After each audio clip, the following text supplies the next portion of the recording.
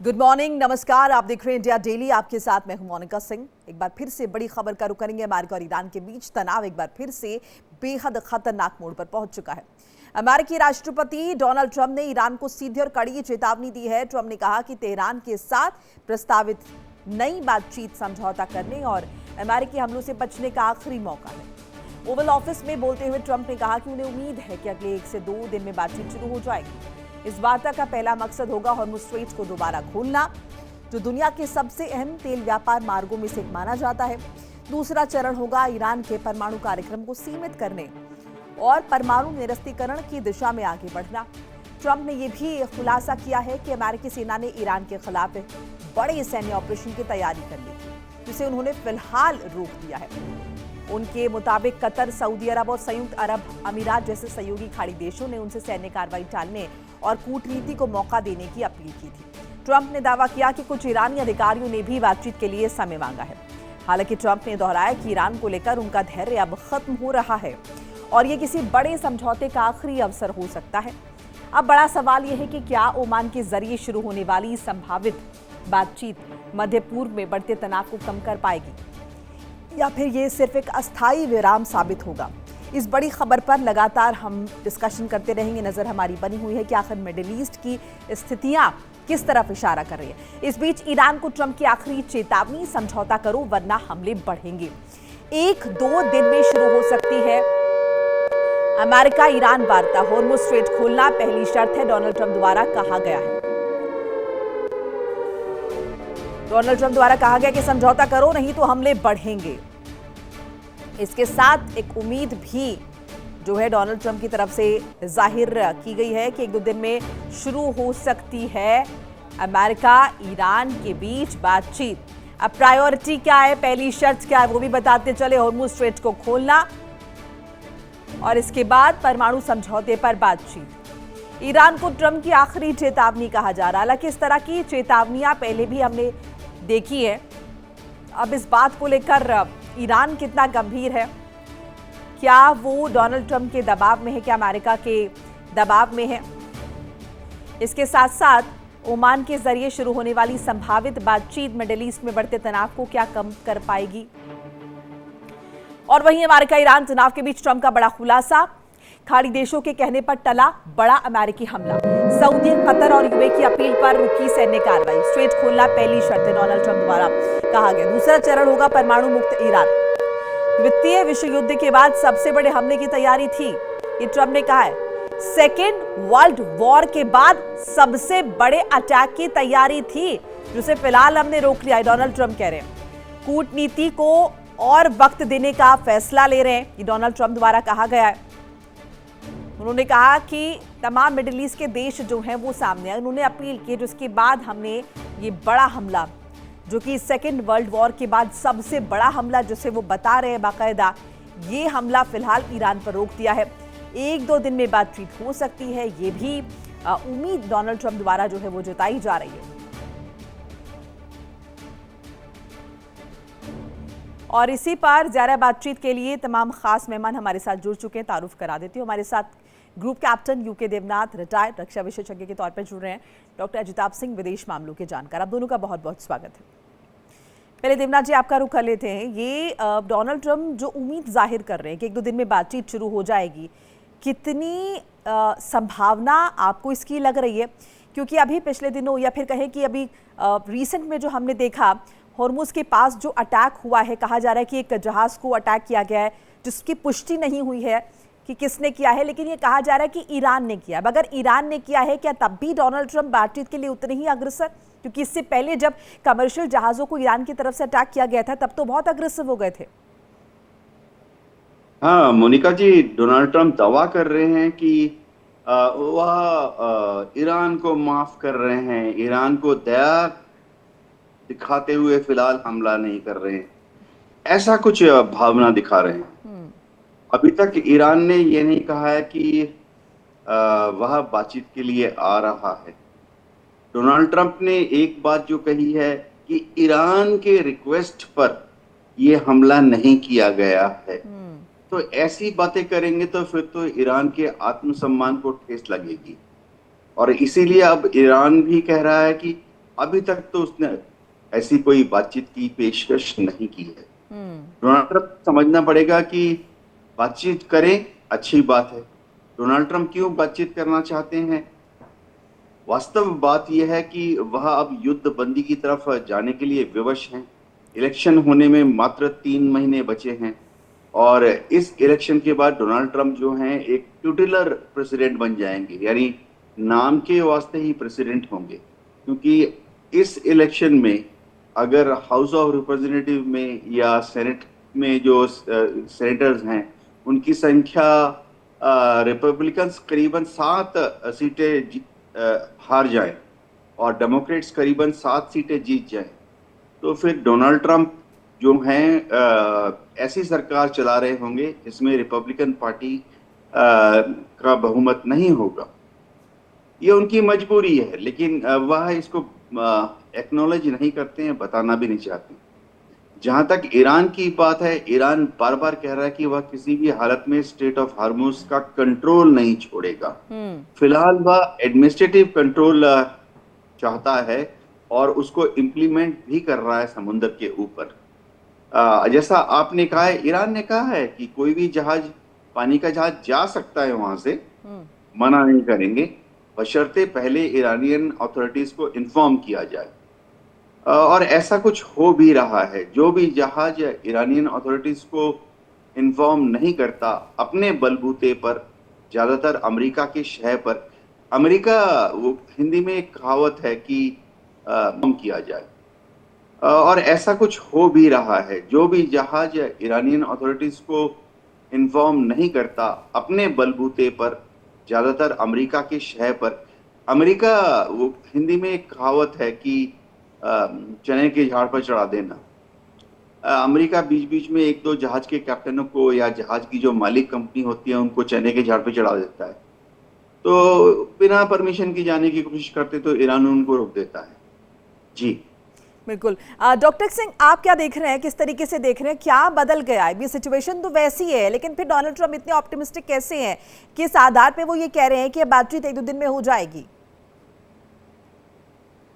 नहीं, वो राष्ट्रपति ट्रंप, मोनिका जी, देखिए, कहते रहते हैं, एक बड़ा फेमस, अभी उनका एक जो सॉब्रिकेट, उनको एक उपाधि दी गई है टैको की, ट्रंप ऑलवेज चिकन साउथ। तो वो तो फिर से दिख रहा है कि वो धमकियां तो बार बार दे रहे हैं लेकिन पीछे उस पे मुड़ रहे हैं। और ऑब्वियस है कि जो जो सारे रिकॉर्ड बता रहे हैं, डेटा बता रहे हैं, और उनकी कथनी और करनी दोनों बता रही है कि उनके ऑप्शंस अब बहुत लिमिटेड होते जा रहे हैं। दोनों तरह से, डिप्लोमेटिकली भी, कूटनीति के रूप में भी उनके ऑप्शंस बहुत लिमिटेड हो रहे हैं। और जो युद्ध के फ्रंट पे है उसमें भी उनके जो हार्डवेयर हैं, चाहे उनके थर्ड एयर डिफेंस सिस्टम हो या उनके पेट्रियोट मिसाइल्स जो हैं, उसकी भी अब जो है स्टॉक कम हो रहा है। इसीलिए देखिए, एक इमरजेंसी फंड अरेंज किया गया है और फटाफट अभी बिलियंस ऑफ डॉलर्स के ऑर्डर, लॉकहीड मार्टिन जो उनकी कंपनी है, ग्रमन उनकी कंपनी है, उनको ऑर्डर दिया गया है थर्ड के लिए और पेट्रियोट के प्रोडक्शन को बूस्टअप करने के लिए। तो एक तरफ तो उनको खाड़ी के देशों को बचाने के लिए, क्योंकि ऑब्वियसली अगर वो ईरान पे अटैक करेंगे तो खाड़ी के देशों पे वो अटैक करेगा, और खाड़ी के देशों की ज्योग्राफी और खास करके उनका एरिया कंपैरेटिवली छोटा है, तो उनको टारगेट करना ईरान के लिए ज्यादा आसान है कंपेयर टू ईरान को टारगेट करना अमेरिका के द्वारा। तो उससे खाड़ी के देशों पे खतरा बढ़ा है, और चूंकि इंटरसेप्टर और डिफेंस सिस्टम्स अभी वीक हुए हैं, कम हुए हैं, तो उससे उनको अमेरिका प्रोटेक्ट करने की स्थिति में नहीं है। और उनको छोड़िए, अपने जो उसके गल्फ के में जो मिलिट्री बेसेस हैं उसको भी वो प्रोटेक्ट नहीं कर पा रहा। आपने देखा कि कैसे जॉर्डन से लेके और खाड़ी के देशों में अमेरिका के मिलिट्री ठिकानों पे लगातार अटैक किया ईरान ने, और सक्सेसफुल अटैक किया। और अब तो खबरें, मोनिका जी, ये भी आ रही हैं कि कतर से, बहरीन से, कुवैत से अमेरिका अपने बेसेस को खाली कर रहा है, सेना को भी ले जा रहा है और अपने सिस्टम्स को भी अब इजराइल को या यूरोप के देशों में ले जाके रख रहा है। तो ये दिखाता है कि उसके पास जो प्रोटेक्ट करने की और अटैक करने की दोनों क्षमता में अमेरिका में हरास हुआ है।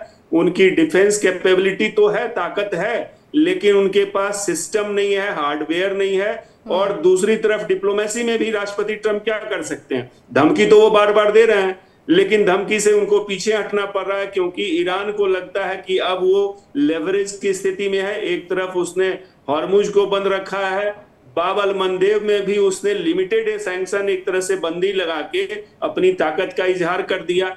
तो इससे राष्ट्रपति ट्रंप की सोच तो बड़ी है, उनकी चिंता बड़ी है, क्योंकि देखिए अभी अमेरिका में भी मोनिका जी गैसोलीन के प्राइस 40% बढ़ गए हैं। 28 अप्रैल से अभी तक, 28 फरवरी से अभी तक अगर बात कीजिए, 40% दाम बढ़ गए हैं। और राष्ट्रपति ट्रंप को फिर से मजबूर होके थ्रीट देना पड़ा है। उनके जो कंपनी है, एक्सन मोबिल है, सेवरॉन है, उसको वो थ्रीट दे रहे हैं कि भाई तुम बहुत ज्यादा कमाई कर रहे हो और इससे जनता में वो पास नहीं हो रहा है। जो भी अमेरिका कमाई कर पा रहा है वो जनता को तो उसका फायदा नहीं मिल रहा है। तेल के दाम वहां पे बढ़े हुए हैं, गैस के दाम वहां 40% बढ़ गए। तो एक तरफ अमेरिका कमाई कर रहा है और जनता अपना कमाई, गाढ़ी कमाई समझिए, वॉर के फ्रंट पे लगा रही है। वॉर का खर्च 113 अरब डॉलर पहुंच गया अमेरिका का अनऑफिशियली। तो ये बहुत ही कैश 22 पोजीशन है राष्ट्रपति ट्रंप के लिए है। दोनों फ्रंट पे वो अब घिरते दिख रहे हैं, ज्यादा घिरते दिख रहे हैं। उनके ऑप्शंस अब बहुत ही लिमिटेड हो रहे हैं। तो निश्चित रूप से बातचीत के लिए छटपटाहट है, लेकिन ईरान तो कह रहा है कि बातचीत अभी नहीं हो रही है, सिर्फ ओमान से बात हो रही है। तो लेट्स सी क्या होता है। और इस ओमान वार्ता पर ईरान के दावे से डोनाल्ड ट्रंप भड़क भी गए हैं, नाराजगी भी उनकी नजर आ रही है। ओमान वार्ता पर ईरान के दावे से भड़के डोनाल्ड ट्रंप ने सोशल मीडिया पर ईरान को दो मुंहा बता दिया है। ईरान पर हमले तेज करने की फिर से धमकी दे दी है और ये भी कह दिया ट्रंप ने कि ईरान के लिए ये आखिरी मौका है, पेशेंस अब खत्म हो रहा है, धैर्य खत्म हो रहा है, बातचीत परमाणु हथियार रोकने के लिए हो रही है, आखिरी मौका दे रहा हूं, पूरी तरह खत्म करने से पहले समझौता करें, ये डोनाल्ड ट्रंप ने कहा है। ओमान वार्ता पर ईरान के दावे से डोनाल्ड ट्रंप भड़क गए हैं, जिसके बाद ईरान को दो मुंहा बता दिया है और फिर से अटैक करने की धमकी जो है वो दे दी गई है। देवनाथ जी, वो जो सेकेंड वर्ल्ड वॉर के बाद सबसे बड़ा अटैक होने वाला था जो कि टाल दिया गया, क्या उसकी फिर से धमकी दे रहे हैं ओमान वार्ता पर जो ईरान के दावे से भड़के डोनाल्ड ट्रंप? अब क्या वो फिर से वो जो अटैक उन्होंने टेम्पररी रोक दिया था ईरान के कहने पे, मिडिल ईस्ट कंट्रीज के कहने पर, उसकी धमकी दी जा रही है फिर से कि फिर वो अटैक हो सकता है? मोनिका जी, क्या वह रियली एक बहुत बड़ा हमला ईरान के ऊपर कर सकते हैं? इसके बारे में संदेह है, क्योंकि अभी अमेरिका को मालूम है, गल्फ कंट्रीज को भी मालूम है कि अगर ईरान पर हमला किया तो ईरान भी जवाबी कार्रवाई में गल्फ कंट्रीज के ऊपर अपनी मिसाइलें दागेगा। राइट। तो अब अमेरिका के पास फिर गल्फ कंट्रीज को बचाने के लिए कुछ बचा ही नहीं है। पेट्रियट एयर डिफेंस मिसाइल्स, आकलन ये है कि युद्ध शुरू होने से पहले 2300 थे और अब फायर करते करते करीबन 800 मात्र पेट्रियट एयर डिफेंस मिसाइल बचे हैं। इसी तरह से थर्ड जो है terminal high altitude air defence system की जो इंटरसेप्टर मिसाइल है, जो कि युद्ध के पहले करीबन 400 या 450 थे, अब वो कम होते होते मात्र 230 बचे हैं। तो इनकी रिप्लेसमेंट भी नहीं आ रही है। जो अमेरिका ने अपने पैसिफिक थिएटर कमांड से सारी थर्ड और पेट्रियट एयर डिफेंस मिसाइल्स को गल्फ कंट्रीज की तरफ कूच करवा दिया है। यानी अगर चीन अगर कोई खुराफाती हमले करेगा, हरकत करेगा ताइवान की तरफ, तो अमेरिका के पास है नहीं प्रशांत महासागर में थर्ड या patriot air defence missile system. इस तरह से नेटो देश भी बहुत चिंतित हैं, इसलिए क्योंकि नेटो देशों के एयर डिफेंस के लिए जितने पेट्रियट और थर्ड मिसाइल्स थी, सबको अमेरिका ने जमा करके गल्फ कंट्रीज की तरफ भिजवा दिया है। तो अमेरिका के पास कोई ऑप्शन है नहीं। क्या वो बहुत बड़ी बड़ी बमबारी कर सकते हैं? समझिए, एक मिनट के लिए मान लेते हैं कि ईरान के जितने सिविलियन इंफ्रास्ट्रक्चर हैं उनको वो तहस नहस करने की तरफ अग्रसर हो सकते हैं। Roads, highways, bridges, railway marshalling yards, thermal power plant, gas based electricity generating plants पर हमला कर सकते हैं। लेकिन अमेरिका के जो इंडस्ट्रियलिस्ट हैं, अमेरिका के जो एंटरप्रेन्योर्स हैं, सीईओज हैं, वो ऐसा नहीं चाहते हैं, क्योंकि उनको मालूम है कि अगर ईरान हार भी गया तो फाइनली होगा क्या। अमेरिका को वहां व्यवसाय के लिए जाएंगे ना। अमेरिका के जो उद्यमी हैं, इंडस्ट्रियलिस्ट हैं, कैपिटलिस्ट हैं, वो जाके ईरान में इंडस्ट्री खोलना चाहते हैं। ईरान का जो कच्चे तेल का व्यवसाय है, ऑयल रिग्स हैं, उनको चलाना चाहते हैं, रिफाइनरीज हैं, उनको चलाना चाहते हैं, स्टोरेज और भंडारण को कंट्रोल करना चाहते हैं अमेरिका के इंडस्ट्रियलिस्ट। तो अगर बम गिरा गिरा के सब कुछ तहस नहस कर दिया तो अमेरिका के इंडस्ट्रियलिस्ट कहाँ जाके ईरान में इन्वेस्टमेंट करेंगे। जी बिल्कुल, यानी नुकसान करना भी है लेकिन इतना भी नहीं करना, क्योंकि जाहिर है इसका जो सीधा इम्पैक्ट है वो मिडिल ईस्ट के देशों पर पड़ेगा।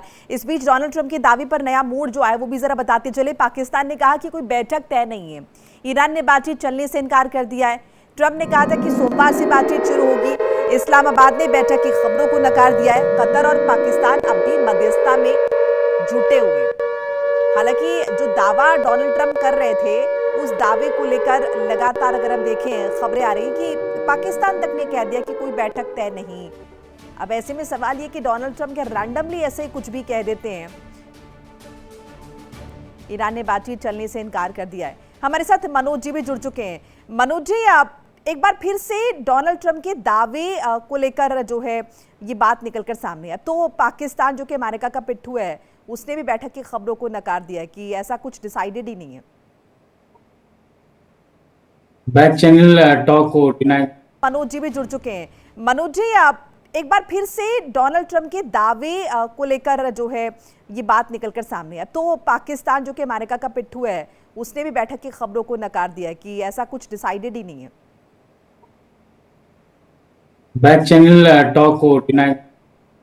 मुझे ऐसा लग रहा है कि बैक चैनल टॉक जरूर हो रहा होगा। जिस तरह से सऊदी अरब जो है इस ने प्रेशर दिया है डोनाल्ड ट्रंप पे, और जिस तरह से ताबड़तोड़ जो है हमला ईरान पे हो रहा है, और ईरान ने सीधा डिक्लेयर कर दिया है कि हमारे जो इंफ्रास्ट्रक्चर पे, ऑयल इंफ्रास्ट्रक्चर पे, एनर्जी इंफ्रास्ट्रक्चर पे अगर हमला होता है तो हम सऊदी अरब, बहरीन और यूएई के एनर्जी सेक्टर पे हमला करेंगे। तो एक जो है ज़रूर सऊदी अरब ने डोनाल्ड ट्रंप से, अमेरिका से ज़रूर बात किया होगा। और ये भी बात कहने में आ रही है कि सऊदी अरब ने, ईरान ने जो है सऊदी अरब को एक लिस्ट दिखाया है कि ये आपके जो है एरियाज़ हैं जहाँ पे ईरान हमला कर सकता है अगर अमेरिका कंटिन्यू जो है ईरान पे हमला करता है। तो स्वाभाविक है कि एक ज़रूर जो है प्रेशर डोनाल्ड ट्रंप पे है। मिडिल ईस्ट कंट्रीज अल्टीमेटली जो है उनके सॉवरेनिटी पे जो एक बट्टा लगा हुआ है, और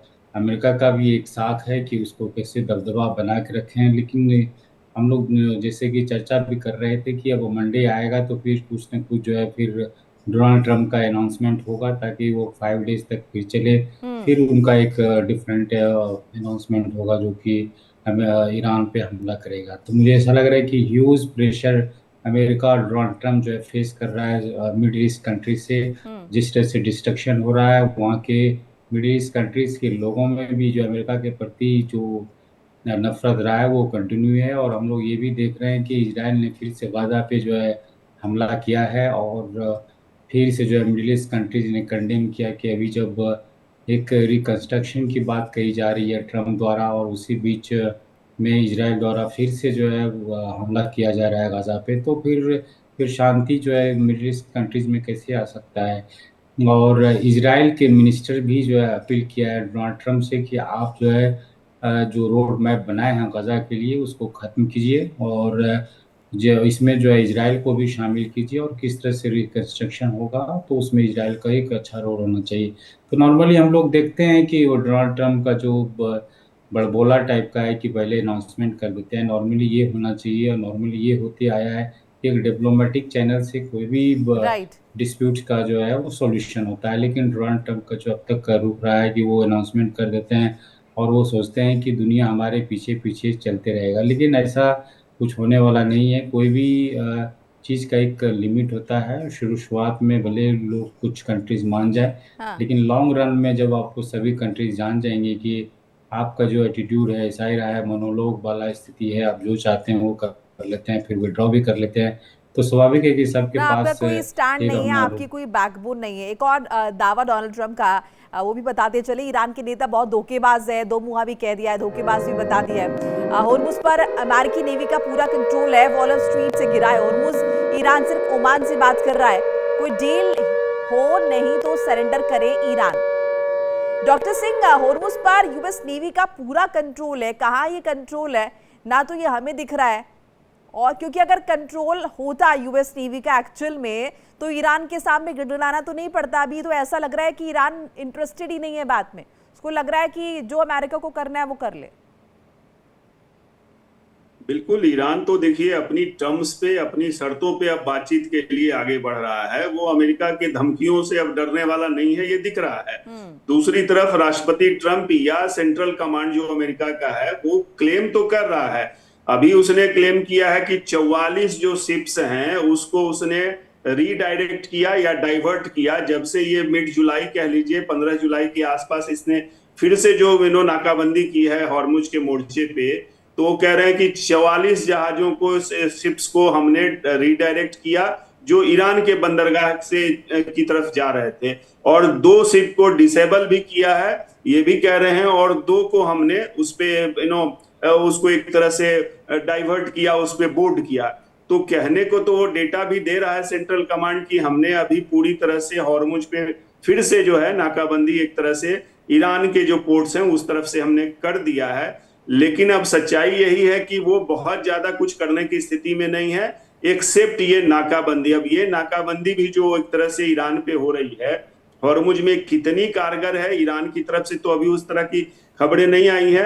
लेकिन बातचीत के अगर टेबल पे देखा जाए तो ईरान तो आ नहीं रहा है, बल्कि उसने ओमान से जो बातचीत बढ़ाई है, राउंड्स ऑफ टॉक अभी चल रहे हैं उसके, और उससे ये मोनिका जी निकल के आ रहा है कि एक रूट अभी ओमान और ईरान ने मिलकर तय किया है हॉर्मुज में। उसी रूट में 2 लेन, एक लेन आने का, एक लेन जाने का बनेगा। क्या वो फीस चार्ज करेंगे? ऐसी संभावना नहीं दिख रही है। और अब तो राष्ट्रपति ट्रंप भी अपनी बात जो बोलते हैं उसमें थोड़ा चेंज किया है। अब वो कह रहे हैं कि ईरान का एकाधिकार नहीं होगा हॉर्मुज पे। दैट मीन्स कि मतलब वो ईरान ओमान के साथ कंट्रोल कर सकता है हॉर्मुज को। तो अब राष्ट्रपति ट्रंप के बोलने में भी जो वो शर्तें रखते हैं उसमें भी बदलाव हो रहा है, उनके अटैक में भी डिले हो रहा है। तीसरी तरफ वो इजराइल के मोर्चे पे फेल हो रहे हैं। तो ये दिखाता है कि राष्ट्रपति ट्रंप बैकफुट पे हैं, कहीं ना कहीं सरेंडर की मुद्रा में हैं। और अब उनकी परेशानी है कि चूंकि अमेरिका में मिड टर्म इलेक्शन होने वाले हैं, पॉलिटिकल डिवाइड बहुत ज्यादा है, पब्लिक ओपिनियन इनके अगेंस्ट जा रहा है, तो इतनी आसानी से इतनी बेइज्जती झेल के तो वो जाएंगे नहीं। और हैं तो वो विश्व के ताकतवर देश, इसमें भी कोई संदेह नहीं है। तो कुछ ना कुछ तो अपनी वो कहते हैं ना कि कोशिश करेंगे कि एक ऑनरेबल एग्जिस्ट जो बार बार हम बात कर रहे हैं उसकी कोशिश करेंगे। अब ईरान कितना उनको देता है या नहीं देता है ये ईरान पे डिपेंड करता है। लेकिन ईरान की भी मजबूरी है मोनिका जी, और मुझे लगता है जो अभी राष्ट्रपति पेजेस्कियन ईरान के जिन्होंने कहा है कि जो एमओयू है वो बेस होना चाहिए, सेंटर ऑफ ग्रेविटी एमओयू होनी चाहिए, जो अब संधि हुई थी जो ड्राफ्ट 14 पॉइंट का। तो मुझे लगता है उसको लेके अगर बातचीत में ये लोग आगे बढ़े तो निश्चित रूप से कोई ना कोई समाधान निकल सकता है। ठीक है देवनाथ जी, ये जो सम्मानजनक एग्जिट का हम जिक्र कर रहे हैं, क्या इसके कुछ आसार या आपको इसका कोई रास्ता बनता हुआ नजर आ रहा है? क्योंकि डोनाल्ड ट्रंप की जो शर्तें, अमेरिका की जो शर्तें हैं वो ईरान नहीं मानेगा। अब अमेरिका को भी जाहिर है एग्जिट चाहिए वहां से, तो क्या स्थिति आपको नजर आ रही है? अमेरिका एग्जिट करेगा, बहुत जल्दी एग्जिट करेगा। वह डिक्लेयर कर देंगे डोनाल्ड ट्रंप कि हमने स्ट्रेट ऑफ हॉर्मुज खोल दिया है, तो जीत गए हैं। स्ट्रेट ऑफ हॉर्मुज से जहाजों की आवाजाही हो रही है। सिर्फ ये है कि ईरान कहता है कि ये आवाजाही जो हो रही है स्ट्रेट ऑफ हॉर्मुज से वो ईरान परमिशन दे रहा है इसीलिए हो रही है, जबकि अमेरिका दावा करता है कि हाँ ये आवाजाही हो रही है क्योंकि अमेरिका की नेवी ने स्ट्रेट ऑफ हॉर्मुज को खोल दिया है। तो इसी तरह से एक कुछ दावा करके अमेरिका इस युद्ध से एग्जिट करने वाला है बहुत जल्दी, निकट भविष्य में। जी, यानी वो परमाणु का जो समझौता है, परमाणु की जो बातचीत है मनोज जी, वो धरी की धरी रह जाएगी। जिस तरह से वो डील वन साइडेड हुआ है और ईरान के फेवर में हुआ है, अब जब तक ट्रम्प एडमिनिस्ट्रेशन रहेगा अमेरिका में, मुझे ऐसा लग रहा है कि ईरान जो है हर समय बोलेगा कि जो आपने एमओयू साइन किया है उसी पे स्टिक रहिए, उसी पे जो है वार्ता होगी। वहीं जो है अमेरिका, डोनाल्ड ट्रम्प का ये रहेगा कि जितना ओबामा से कम जितना ओबामा को दिया गया था डील के द्वारा, कम से कम उतना जरूर मिले। लेकिन अब डोनाल्ड ट्रम्प फंसता दिख रहा है और ये लग रहा है कि इलेक्शन आते आते तक जो है वन साइडेड जो है ट्रम्प अनाउंसमेंट कर सकते हैं, और भले इलेक्शन के बाद फिर से अगर डोनाल्ड ट्रम्प जीत जाते हैं तो फिर से जो है ईरान पे इसी तरह का युद्ध हम लोग देख सकते हैं 2 साल तक। लेकिन अभी जिस तरह से डोनाल्ड ट्रम्प फंसता दिख रहा है, अब वो बहुत ही मुश्किल है अच्छा, आपके हिसाब से उनको। अभी फौरी तौर पर भले ही अमेरिका ये युद्ध रोक दे, लेकिन अगर इलेक्शन जीत जाते तो फिर ईरान के लिए मुश्किलें खड़ी हो सकती हैं। हाँ, इस तरह का ऐसा लग रहा है कि वो फिर से जो है 2 साल तक ईरान को फेस करना पड़ेगा। ईरान को साथ साथ जो है मिडिल ईस्ट को तो ज़्यादा ही फेस करना पड़ेगा, उससे ज़्यादा जो है जो थर्ड वर्ल्ड कंट्रीज़ हैं, इंडिया जहाँ जो कि हाईली डिपेंडेंट हैं ऑयल पे, और उनको बहुत ही आने वाले 2 साल अगर ट्रम्प जीत जाता है तो बहुत ही मुश्किल होने वाला है। और फिर जब इलेक्शन होगा तो फिर अगर डेमोक्रेटिक होने वाला है, और फिर जब इलेक्शन होगा तो फिर अगर डेमोक्रेट अगर आते हैं तो फिर से एक फ्रेश वे में जो है वार्ता होगा ईरान से, और उसमें हो सकता है कि ईरान को परेशानी हो। लेकिन अब तो ऐसा नहीं लग रहा है कि ईरान कोई झुकने वाला है, और ईरान ने जिस तरह से एडवांटेज ले चुका है स्टेट ऑफ हॉर्मुज में, ये अमेरिका बहुत ही बस में है।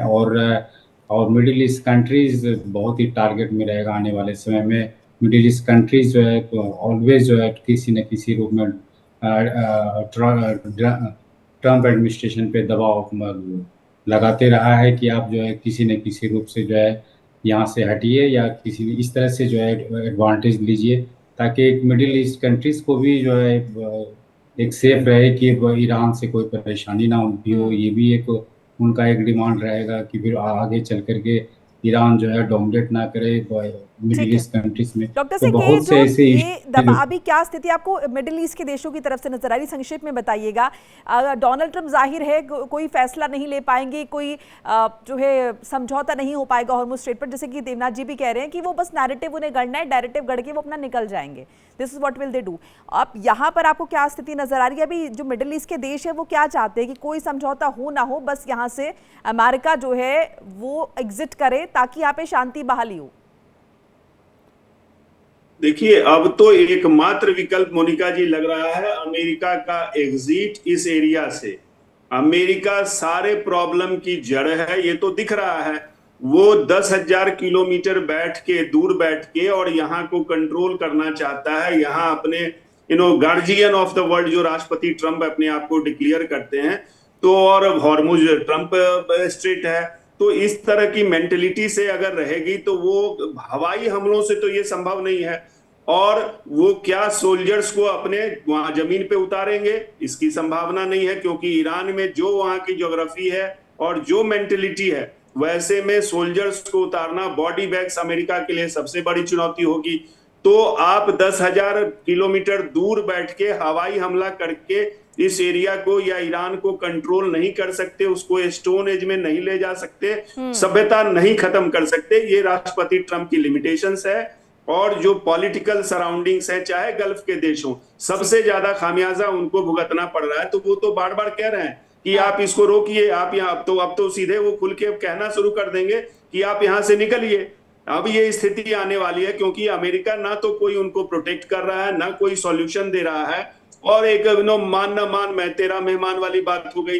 तो मुझे लगता है अमेरिका को देर सवेर ये रियलाइजेशन हो रहा है, क्योंकि वो इजराइल में भी समझौता करने में फेल है, और ईरान तो अभी उसको भी लिंक कर रहा है कि पैलेस्टाइन में आप खाली करो, वहां अटैक कर रहे हो, वहां कोई चीज नहीं हो रहा है। उसने लेबनान को और पैलेस्टाइन को पहले भी लिंक किया है इस निगोशिएशन में।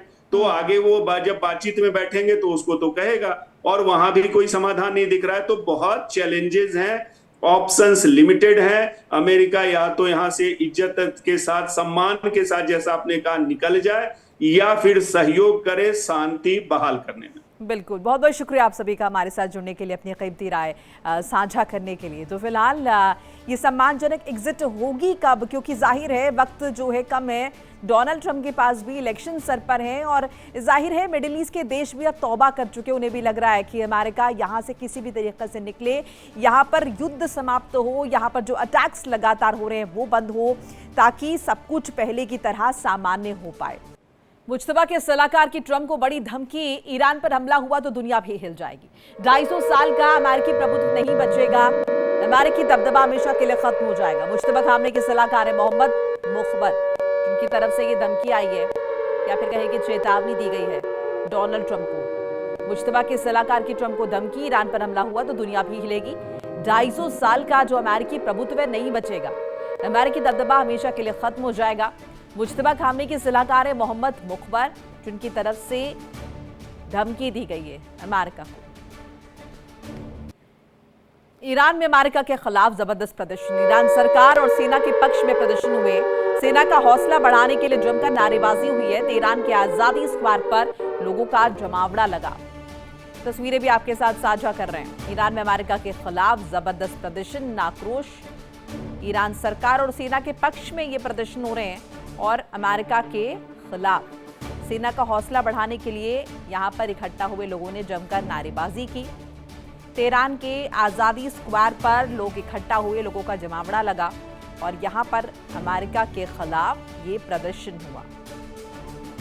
तो ईरान अमेरिका के बीच तनाव की स्थिति बरकरार है, बातचीत के दावे हो रहे हैं, बैक चैनल बातचीत चल भी रही है, लेकिन अभी भी अटैक्स हो रहे हैं। इन सब के बीच ईरान के लोग तेहरान की आज़ादी स्क्वायर पर कैसे इकट्ठा हुए और यहां पर अमेरिका के खिलाफ जमकर नारेबाजी इन लोगों द्वारा की गई। इससे पहले भी अलग अलग मौक़ों पर इस तरह की तस्वीर देखने को मिली है, जहां पर डोनाल्ड ट्रंप के खिलाफ नारेबाजी हुई है, अमेरिका के खिलाफ नारेबाजी हुई है। देखिए इंडिया डेली 24/7 अब आपके स्मार्ट टीवी पर। इंडिया डेली मौजूद है सभी डिजिटल प्लेटफॉर्म पर लाइव और लगातार। इंडिया डेली 24/7 हर दिन राष्ट्र को समर्पित।